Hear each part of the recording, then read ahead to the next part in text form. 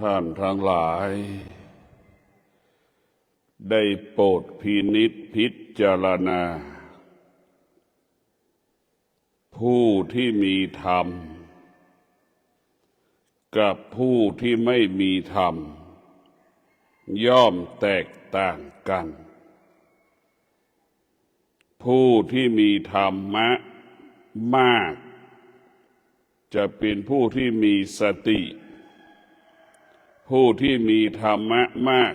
ก็มีสติมาก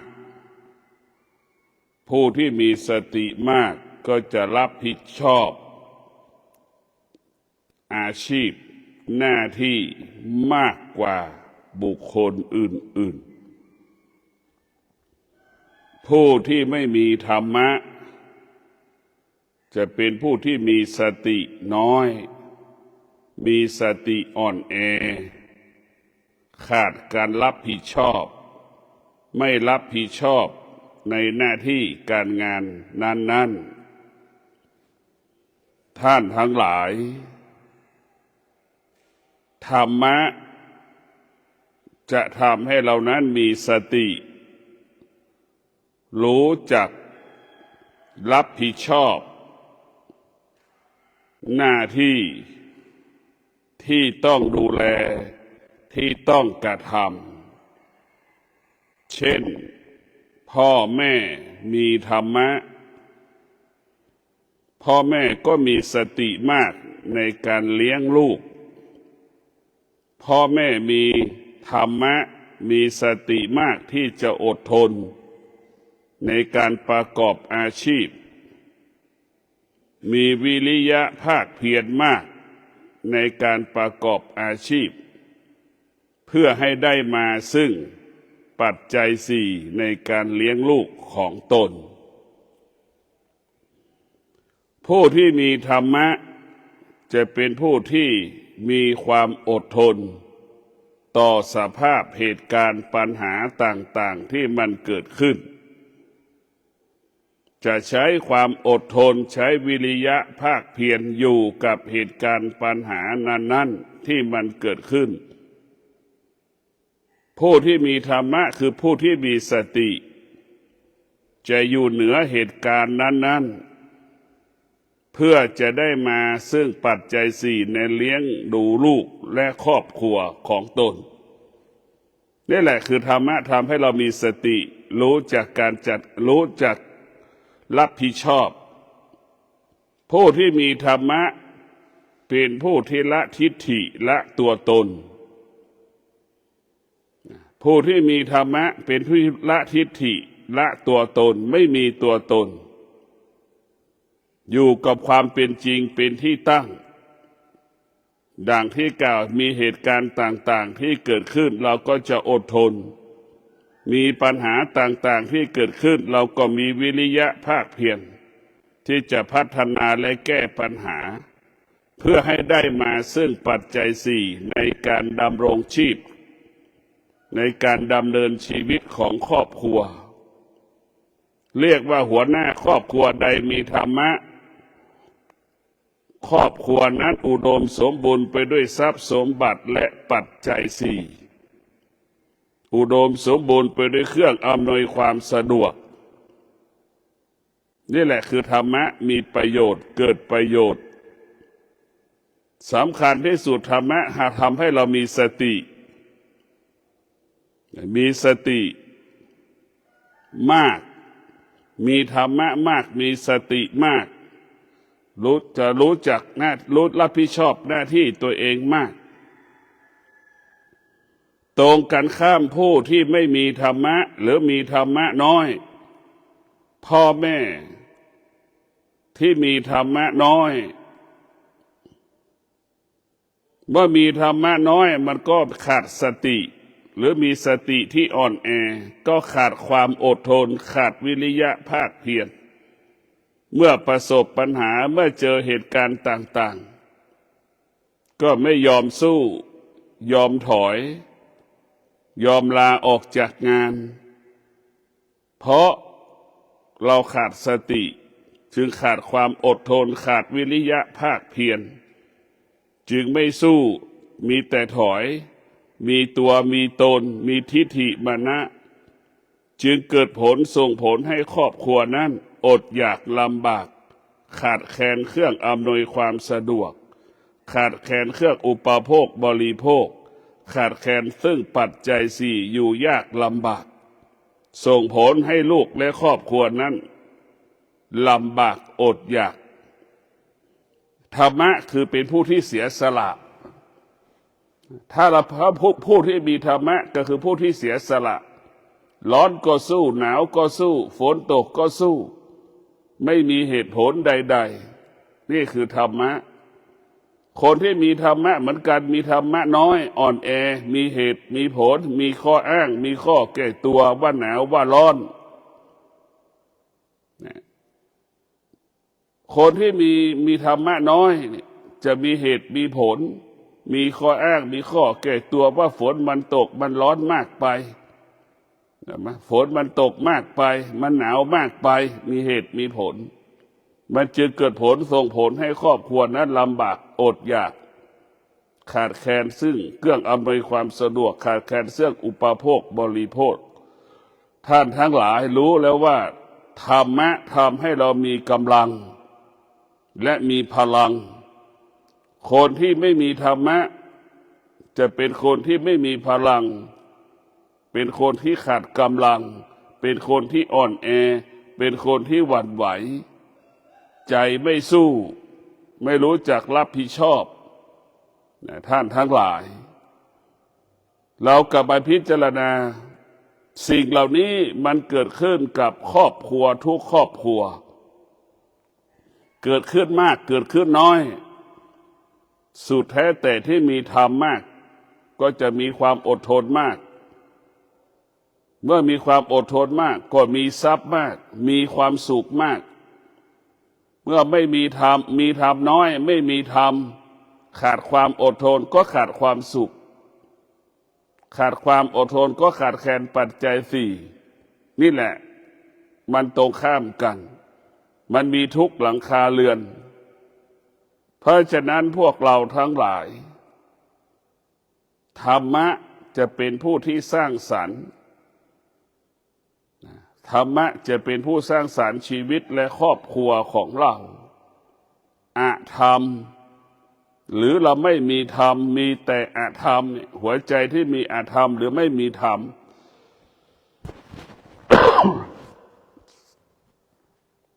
ทำให้เรานั้น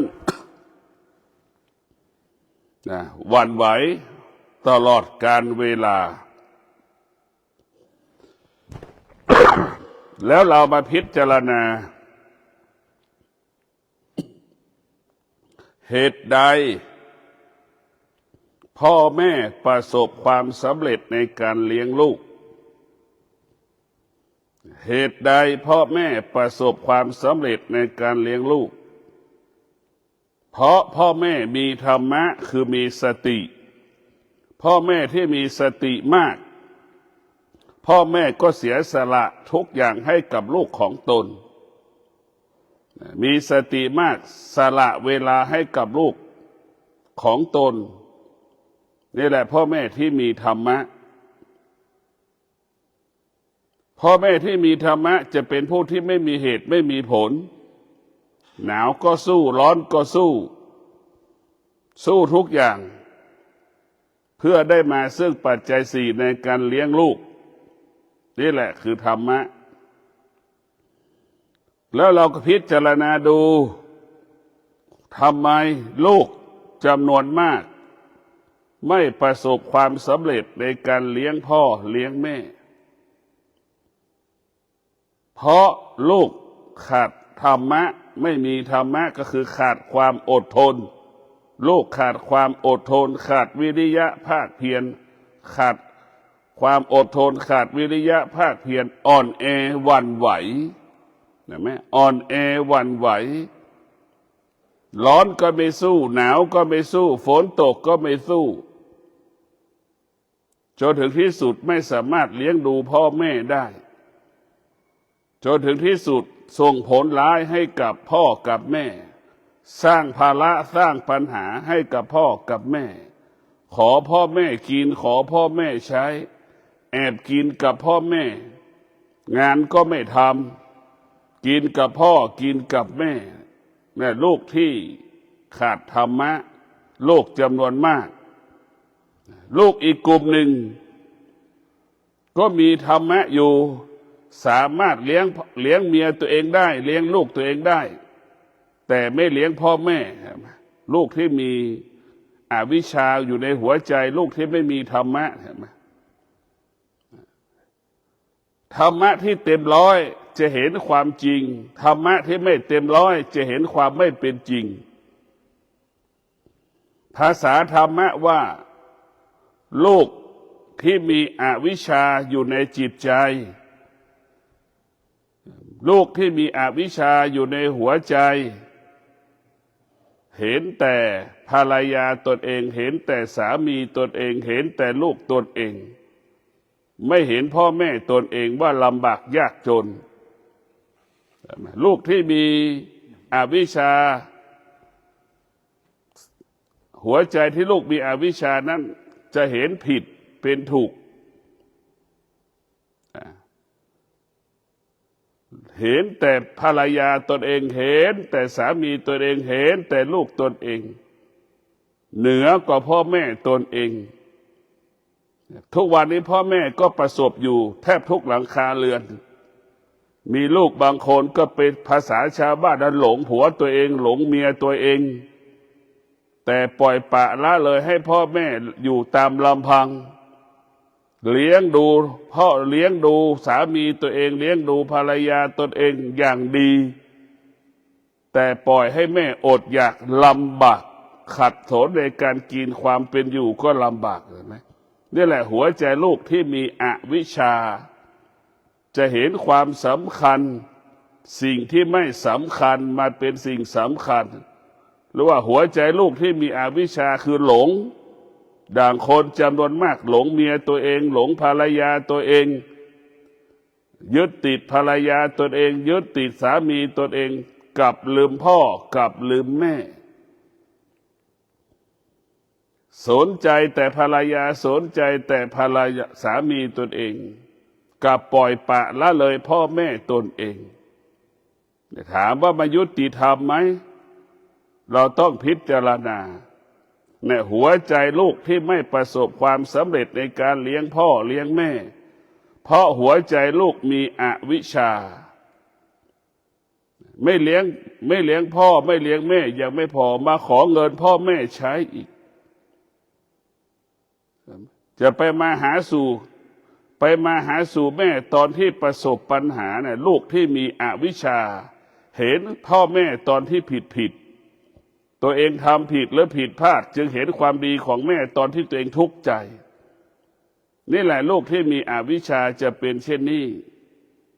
ลูกที่มีอวิชชาอยู่ในหัวใจไปมาหาสู่ตอนที่เราลำบากเวลาลำบากใจก็ไปหาแม่หัวใจที่มีอวิชชาตอนปกติไม่ไปมาหาสู่แล้วกลับไปดูตรงกันข้ามลูกที่มีธรรมะ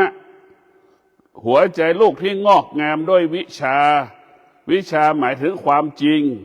อวิชชาคือความไม่เป็นจริงอวิชชาคือความจริงเห็นความจริงลูกที่มีหัวใจวิชางอกงามด้วยปัญญางอกงามด้วยสติจึงเห็นความจริงรู้เรื่องความจริงเลี้ยงรับผิดชอบดูแลพ่อแม่ตนเองรับผิดชอบดูแลพ่อแม่ตนเองเต็ม100%เลี้ยงดูพ่อแม่ตนเองดังสามีตนเองภรรยาตนเองลูกตนเองนี่แหละหัวใจลูกที่มีวิชางอกงามด้วยปัญญางอกงามด้วยสติจึงเป็นผู้รับผิดชอบรู้ว่าสิ่งที่ควรทำคือสิ่งที่เราควรทำก็คือทำความดีกับพ่อกับแม่มันจะรู้ว่าสิ่งที่ควรทำคือดีกับพ่อดีกับแม่รู้ว่าพ่อแม่เป็นผู้ให้กำเนิดลูกที่มีหัวใจที่มีวิชามีสติมีปัญญาจึงรู้ความจริงว่าที่เรามีเมียได้กับพ่อแม่ เรามีลูกได้เพราะพ่อแม่ เรามีกินมีใช้ได้เพราะพ่อแม่จึงมีสติรู้ต้นเหตุทำให้เรามีอยู่ทุกวันนี้คือพ่อคือแม่ลูกที่มีวิชาจะเป็นเช่นนี้ลูกที่มีวิชานั้นจะรับผิดชอบดูแลพ่อแม่ตนเองตลอดเวลา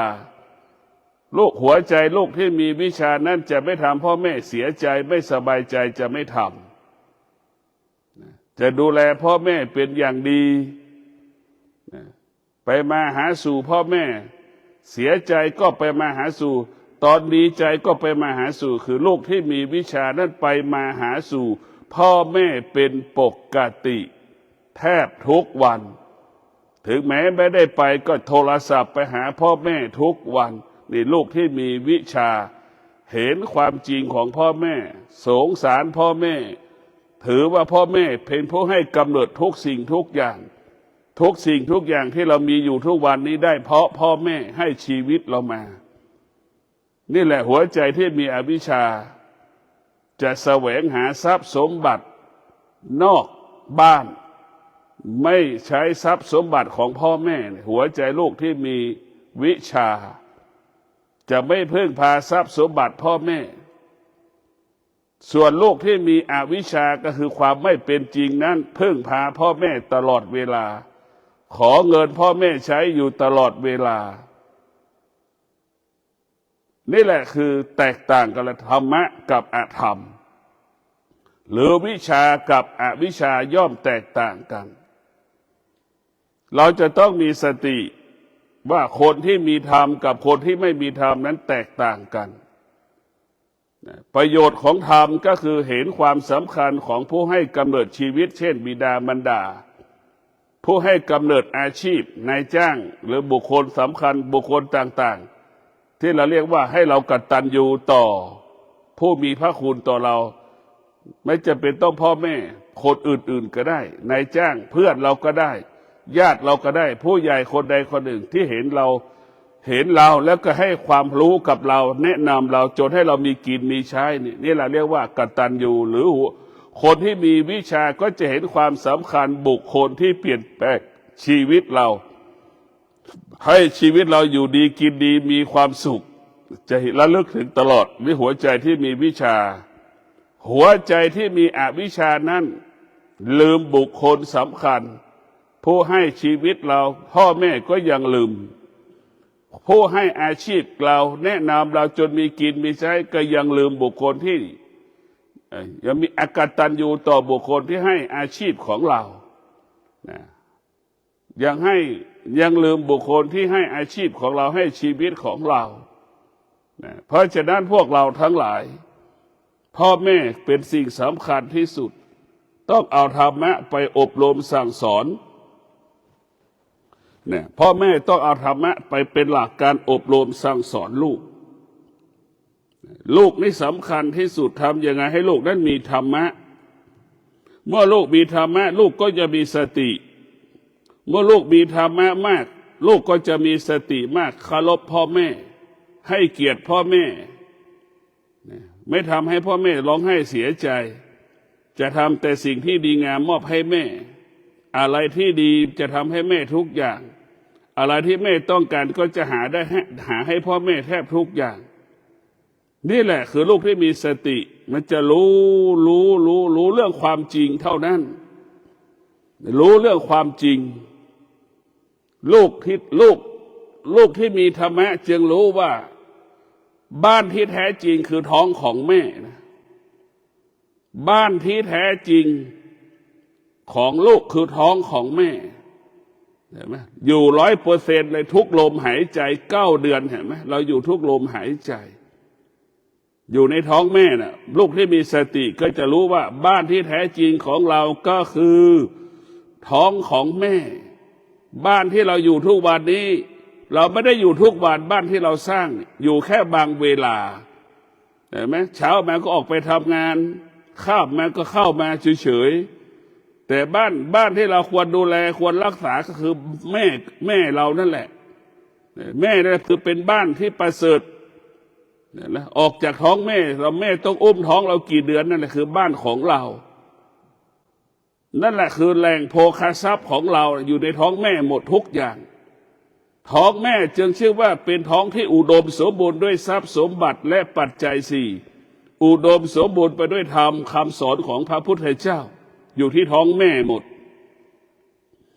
เรานึกดูนะเราพิจารณาดูบ้านที่เราอยู่ทุกวันนี้เห็นไหมอาศัยแค่บางเวลาเราไม่ได้อยู่ตลอดเวลาเลยนะบ้านที่เราอยู่นี่เราจะอยู่9 เดือนเนี่ยโดยไม่ออกจากบ้านเลยมันไม่มีเห็นไหมเราออกบ้านแทบทุกวันแต่ท้องแม่เราอยู่กับแม่น่ะแม่ตั้งท้องเราอยู่ในท้องแม่เนี่ยท้องแม่นั่นคือบ้านของเราเราอยู่ทั้ง9 เดือนเห็นไหม8 เดือน6 เดือนทุกวันทุกเวลานั่นแหละบ้านที่แท้จริงของเราคือท้องพ่อท้องแม่ลูกที่มีธรรมะลูกที่มีวิชาจะเห็นความจริงดูแลพ่อแม่สร้างบ้านให้พ่อแม่อยู่ถือว่าพ่อแม่ให้บ้านเราอยู่แล้วก็คือท้องนั่นแหละอันนี้ลูกที่มีอวิชชาขอเงินพ่อแม่ไปสร้างบ้านให้เมียตัวเองอยู่เห็นไหมลูกที่มีอวิชชาไปขอเงินพ่อแม่มาสร้างบ้านให้เมียตัวเองอยู่ให้ลูกตัวเองอยู่เนี่ยไม่ยุติธรรมไหมลูกที่มีธรรมะลูกที่มีธรรมะจะสร้างบ้านให้แม่อยู่เห็นไหมนี่แหละคือมันแตกต่างกันลูกที่ไม่มีธรรมะลูกที่มีอวิชชานี่จะขอเงินพ่อแม่ใช้ขอเงินพ่อแม่ไปสร้างบ้านขอเงินไปเลี้ยงเมียตัวเองเลี้ยงลูกตัวเองสามีตัวเองภรรยาตนเอง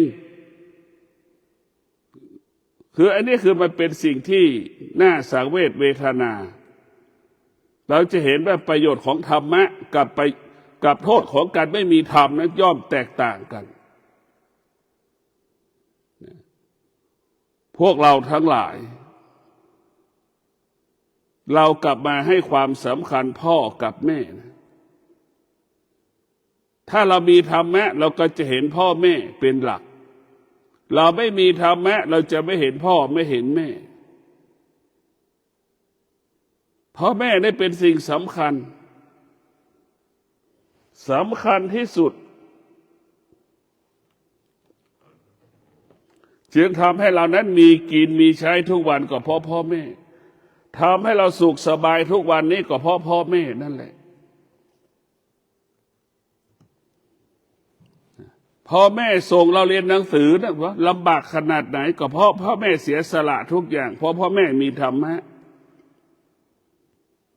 พวกเราต้องมีสติพิจารณาอย่างนี้โดยเฉพาะผู้เป็นลูก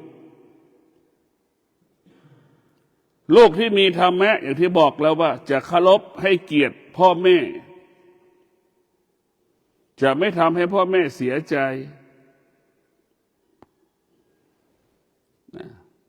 ลูกที่มีอธรรมนั้นนำมาซึ่งความทุกข์นำมาซึ่งปัญหาให้กับพ่อกับแม่ตลอดเวลานึกพิจารณาดู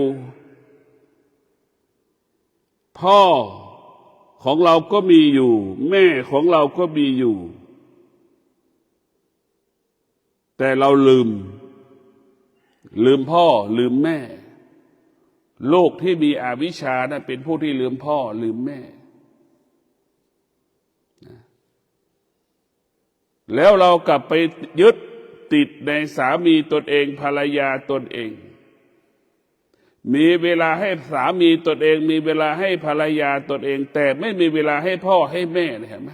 นี่แหละลูกที่ไม่มีธรรมะลูกที่ขาดสติก็จะเป็นแบบนี้ยิ่งหนักกว่านั้นสามีหลงภรรยาก็เชื่อภรรยาตนเองภรรยาหลงสามีก็เชื่อสามีตนเองเห็นไหมสามีไม่พอใจพ่อแม่ก็เมื่อสามีไม่ให้ไปก็ไม่ไปเชื่อสามีตัวเองเห็นไหมไม่เคยเชื่อพ่อเชื่อแม่ตนเองเนี่ยลูกที่มีอวิชชาก็จะเป็นแบบนี้หมดเห็นผิดเห็นถูกเป็นผิด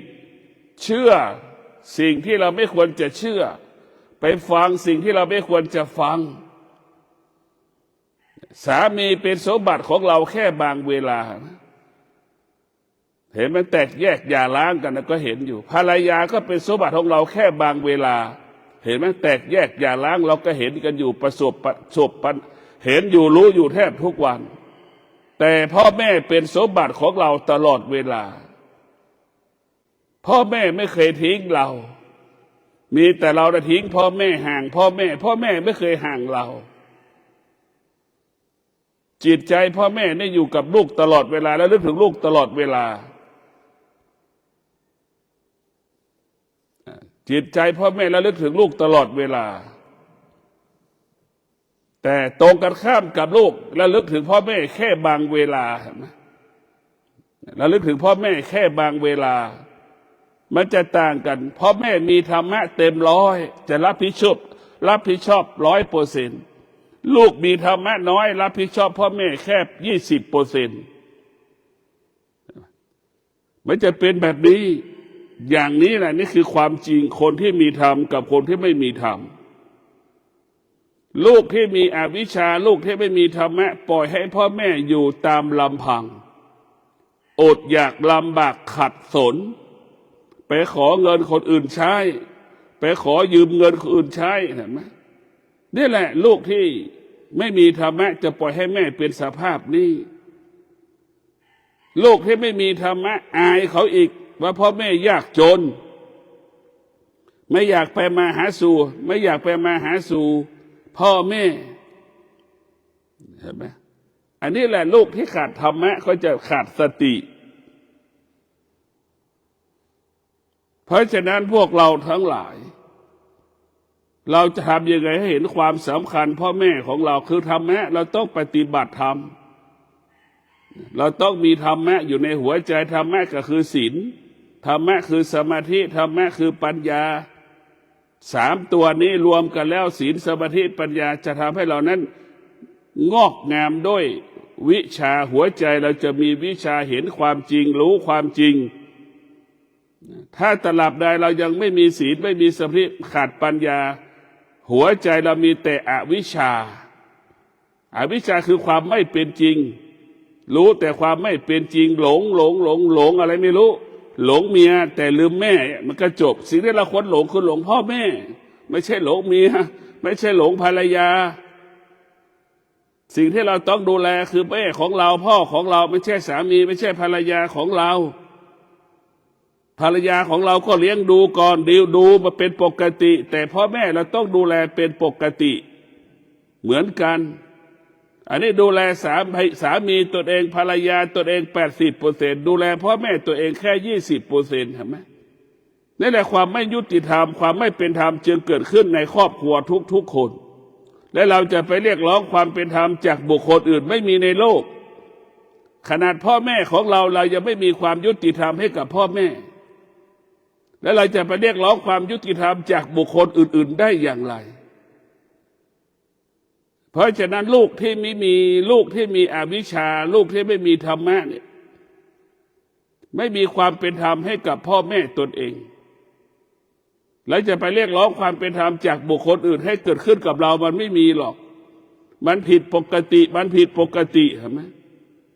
ลูกที่มีธรรมะจะให้ความเป็นธรรมแก่ตนเองสามีตนเองภรรยาตนเองลูกตนเองพ่อแม่ตนเองเห็นไหมไม่ใช่ความเป็นธรรมให้เกิดความยุติธรรมนั่นแหละคือธรรมะมันจะเป็นสิ่งที่งดงามเป็นสิ่งที่ดีงามทุกวันเราพิจารณาดูดิพ่อแม่ร้องไห้เสียใจที่ลูกไม่ไปมาหาสู่เห็นไหมก็มีอีกจำนวนมากที่พ่อแม่ทุกข์กับลู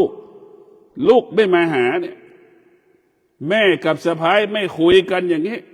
แม่กับสะใภ้ไม่พูดกันอย่างนี้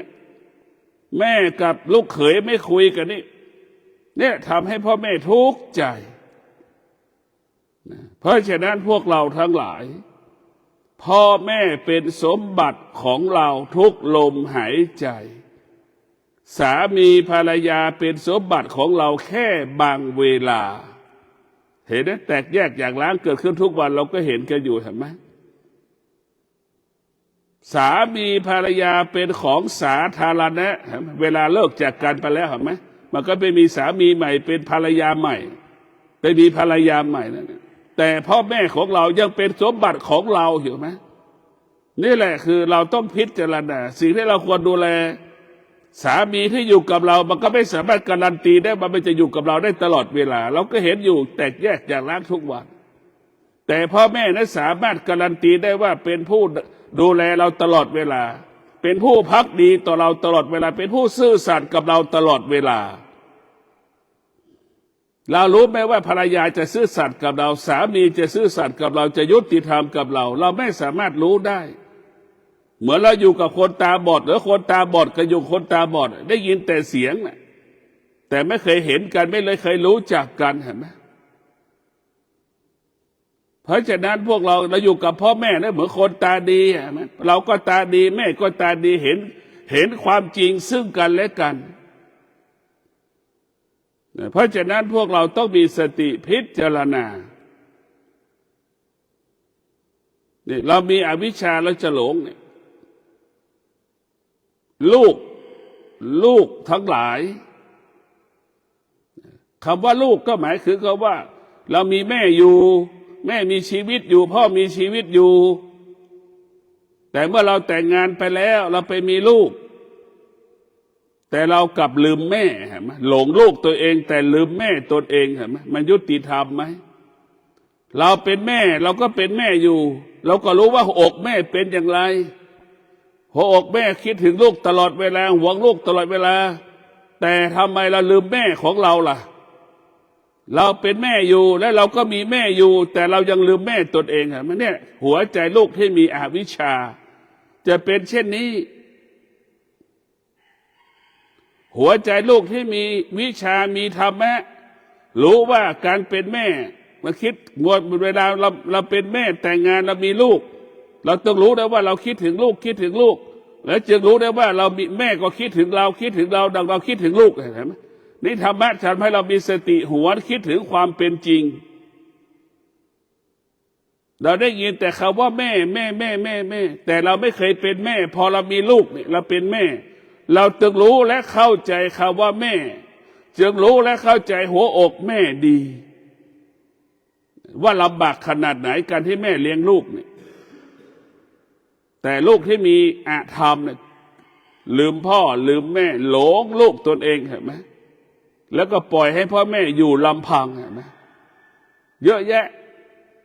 พ่อแม่บางคนพูดไม่สุภาพพูดไม่ได้บ่อยเสียงดังลูกก็รับไม่ได้เห็นไหมไม่ยอมไปมาหาสู่พ่อแม่ตนเองเนี่ยก็มีอีกจำนวนมากเพราะฉะนั้นพวกเราทั้งหลายพ่อแม่บางคนก็ร้องให้เสียใจรอลูกจะมาเยี่ยมทุกวันนี้ลูกเป็นได้สามีมีทรัพย์มีสมบัติเห็นไหมสามีไม่อยากสามีรังเกียจพ่อแม่ตนเองเห็นไหมสามีรังเกียจพ่อแม่เมื่อสามีไม่กลับบ้านก็ไม่กลับบ้านเห็นไหมอันนี้แหละคือสิ่งที่น่ากลัวที่สุดลูกที่มีอวิชชาเชื่อบุคคลอื่นๆก็คือสามีตนเองมากกว่าเชื่อพ่อแม่ตนเองพวกเราทั้งหลายพ่อแม่ได้แหละให้ความเป็นธรรมแก่เราให้ความยุติธรรมกับเรานะพ่อแม่เพราะพ่อแม่มีธรรมะคนที่มีสามีคนที่มีภรรยาดูต้องฟังเราเอาอะไรมาการันตีว่าสามีจะอยู่กับเราตลอดเวลาจะเอาอะไรการันตีว่าสามีจะซื่อสัตย์ต่อเราภรรยาจะซื่อสัตย์ต่อเราเอาอะไรมาการันตีเพราะฉะนั้นพวกเราทั้งหลายแต่พ่อแม่นั้นการันตีได้เป็นผู้ซื่อสัตย์ภักดีต่อลูกทุกลมหายใจเพราะหัวใจพ่อแม่มีธรรมะหัวใจพ่อมีธรรมะหัวใจพ่อไม่เคยเปลี่ยนแปลงลูกจะลำบากพ่อแม่ก็ไม่เคยเปลี่ยนแปลงลูกจะมีเงินกี่ร้อยล้านลูกพ่อแม่ก็ไม่เปลี่ยนแปลงลูกจะมาไม่มาก่อนพ่อแม่ก็ยังเป็นพ่อแม่คนเดิมเพราะฉะนั้นพวกเราทั้งหลายมีสติในการดำเนินชีวิตคิดถึงความเป็นจริงคิดถึงความเป็นจริงลูกที่มีธรรมะเลี้ยงดูพ่อแม่ไม่ให้พ่อแม่ลำบากไม่ให้พ่อแม่ขัดสนไปมาหาสู่พ่อแม่หาเครื่องอำนวยความสะดวกให้พ่อให้แม่ เท่าที่กำลังของตนมีอยู่ตรงกันข้ามลูกที่ไม่มีธรรมะมีแต่หัวใจมีอวิชชาปล่อยให้พ่อแม่อยู่ลำพังขาดสนลำบากขาดแคลนปัจจัยสี่ให้พ่อแม่ไปยืมเงินคนอื่นมาเลี้ยงชีพแบบนี้แหละหนักกว่านั้นลูกบังคับให้พ่อแม่ไปยืมเงินบุคคลอื่นเพื่อมาให้ลูกตนเองอีกหนักกว่าเก่าอีกเพราะฉะนั้นพวกเราทั้งหลายธรรมะเป็นสิ่งสำคัญเรามีธรรมะเรามีสติเราไม่มีธรรมะเราขาดสติเมื่อเรามีธรรมะเราจะรับผิดชอบหากเราขาดธรรมะเราจะไม่รับผิดชอบก็ขอความสุขสวัสดีจงเกิดแก่ท่านทั้งหลายธรรมะเท่านั้นจะทำให้เรามีสติรู้จักรับผิดชอบนะหากเราขาดธรรมะเราไม่มีธรรมะเราจะขาดสติไม่อาจรับผิดชอบบทบาทหน้าที่ของเราได้ธรรมะทำให้เราเป็นคนธรรมะทำให้เราเป็นคนสมบูรณ์100%เราไม่มีธรรมะครึ่งผีครึ่งคนเป็นคนครึ่งหนึ่งเป็นผีครึ่งหนึ่งเป็นสัตว์ครึ่งหนึ่งเป็นคนครึ่งหนึ่งขอให้ท่านทั้งหลายเอาธรรมะคือสติศีลสมาธิปัญญาไปกำกับกำหนดควบคุมการดำเนินชีวิตของเราก็ปกติตลอดการขอเจริญพร